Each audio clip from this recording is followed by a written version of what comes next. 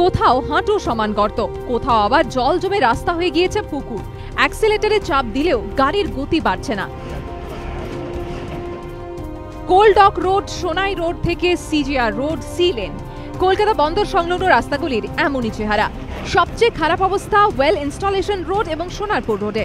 রাস্তার এমন বেহাল দশায় সংকটের মুখে বন্দর এলাকার শিল্প তালুক, যেখানে রয়েছে ইন্ডিয়ান অয়েলের লুব্রিক্যান্ট প্লান্ট, বামার লরির ইন্ডাস্ট্রিয়াল প্যাকেজিং প্লান্ট, HPCL এর bottling plant, Paharpur cooling towers limited, Rotomac ছাড়াও বেশ কিছু সরকারি ও বেসরকারি সংস্থা।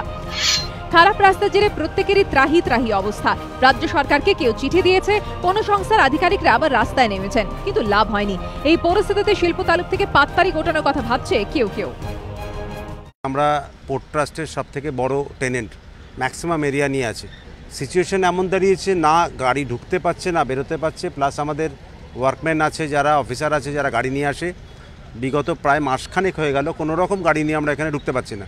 অবস্থা যেটা দাঁড়িয়েছে বিজনেস বন্ধ করে দেওয়ার মতো। পোর্ট ট্রাস্টকে আমরা একবার নয়, বিগত এক বছরে বেশ কতগুলো চিঠি দেওয়া হয়েছে। টোটাল ব্যাপারটি আনসার্টেন। খারাপ রাস্তার জেরে নাভিশ্বাস উঠেছে এলাকার ছোট শিল্প সংস্থাগুলিরও। পোর্ট ট্রাস্ট চেয়ারম্যান, নবান্নে urban development ministry, west port থানা, south port west, traffic control, সমস্ত জায়গায় অনেক কিছু করা হয়েছে। রেগুলারই নানা রকম অ্যাক্সিডেন্ট হচ্ছে, মানুষ হেঁটে পর্যন্ত যেতে পারছে না। বিভিন্ন ভিজিটাররা যদি ফ্যাক্টরি ঠিকমতো ভিজিট করতে না পারে, তাহলে আপনার ডেভেলপমেন্ট হবে কী করে? অনেক যাওয়া হয়েছে পোর্ট ট্রাস্টের কাছে, মানে গিয়ে গিয়ে আমাদের জুতো শুক্তরা ক্ষয়ে গেছে।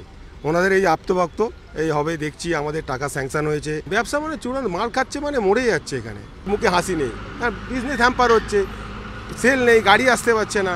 আমাদের মেন যারা কাস্টমার তারা গাড়ি এখানে ঢোকাতে পারছে না। অভিযোগ, বেহাল রাস্তার জেরে যানজটে আটকে সম্প্রতি একজনের মৃত্যু পর্যন্ত হয়েছে। মঙ্গলবার রামেশ্বরপুর রোডে বাসিন্দা আব্দুল রকিব অসুস্থ হয়ে পড়েন, তাকে এসএসকেএমে নিয়ে যাওয়া হচ্ছিল। খারাপ রাস্তায় যানজটে আটকে পড়ে গাড়ি, রাস্তাতেই হৃদরোগে আক্রান্ত হয়ে মৃত্যু হয় ওই রোগীর। आदमी रास्ते में जाते जाते ख़त्म हो जा रहा है। ऐसा रास्ता का मैंने सिचुएशन है जो उसको ठीक किया जाए, क्योंकि ये हालात अच्छे नहीं हैं। कोई ख़त्म हो जा रहा है, बच्चे स्कूल नहीं जा पा रहे, बच्चे कॉलेज नहीं जा पा रहे। রাজ্য সরকারের অভিযোগ, রাস্তা নিয়ে বারবার বন্দর কর্তৃপক্ষের দৃষ্টি আকর্ষণ করলেও তাদের কোনো হেলদোল নেই। বিমান ব্যানার্জির নেতৃত্বে আমরা সবাই মিলে একটা মিটিং করি, সেখানে পোর্ট বলেছিল যে কিছু জায়গা আইডেন্টিফাই করে সেখানে কন্টেনারগুলো পাঠিয়ে দেবে, মানে লরিগুলোকে পাঠিয়ে দেবে, এবং পোর্টে ঢোকার সময় ওয়্যারলেস সিস্টেমের মাধ্যমে কিছু কিছু করে যেরকম যেরকম দরকার হবে সেরকম সেরকম ওই টোকেন থাকবে, টোকেন অনুযায়ী নাম্বারিং অনুযায়ী ওই গেটের সামনে এসে ঢোকাবে, তাহলে পোর্টের রাস্তা খালি হয়ে যাবে। সেটাও প্রায় 2 মাস হয়ে গেল, এখনো পোর্ট কোনো সেইভাবে কোনো অ্যারেঞ্জমেন্ট করেনি। কলকাতা বন্দর কর্তৃপক্ষের দাবি, প্রায় 15.5 কোটি টাকা খরচ করে রাস্তা সারাইয়ের কাজ করা হবে, পাশাপাশি 1 কোটি দিয়ে হবে তাপ্পি দেওয়ার কাজ, কিন্তু বর্ষার কারণে সেই কাজ শুরু করা যাচ্ছে না।